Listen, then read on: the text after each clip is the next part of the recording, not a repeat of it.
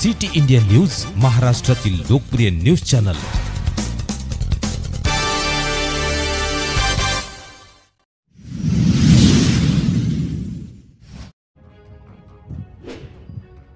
शेतकरी नेते पांडुरंग पाटील यांच्या नेतृत्वात बुलढाण्यात रक्तदान आंदोलन, प्रलंबित विमे व कर्जमाफीची मागणी धरली लावून। बुलढाणा ब्युरो। निवडणूक काळात शेतकरी कर्जमाफी व 7/12 कोरा करण्याचे दिलेले आश्वासन पूर्ण करण्यात यावे। तत्कालीन कृषी मंत्री धनंजय मुंडे यांनी बुलढाणा जिल्ह्यातील एलो मोझीतमुळे रिजेक्ट केलेले सर्व शेतकऱ्यांचे पीक विमा तात्काळ जमा करण्यात यावे।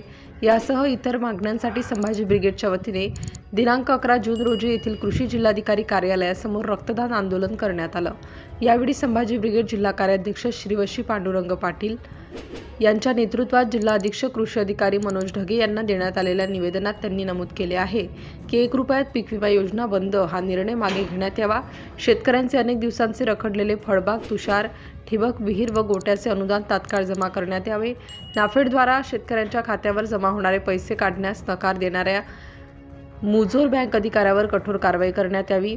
वन्य प्राण्यांमुळे शेतकऱ्यांच्या शेतातील पिकांचे प्रचंड नुकसान होते, तर प्राण्यांपासून संरक्षणासाठी 100% अनुदानावर कुंपण योजना राबवण्यात यावी।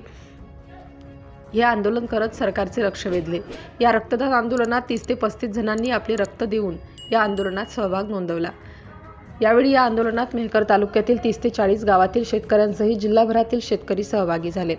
यावेळी मेहकर तालुकाध्यक्ष धनंजय बुरकुल, तालुका कार्याध्यक्ष नितीन वैराळ, गजानन पवार, शंकर माल, विठ्ठलराव देशमुख, बबनराव रहाटे, गजानन आखाडे, आशिष आंबेडकर, DL देशमुख, कुंडलिक देशमुख, जगन्नाथ त्रिकाड, ज्ञानेश्वर बाजड, सूरज बाजड, गजानन आखरे, ज्ञानेश्वर वानखेडे, अरुण सिरसाट, विवेक दळवी, संजय इनामदार आदी सहित शेकडो शेतकरी उपस्थित होते।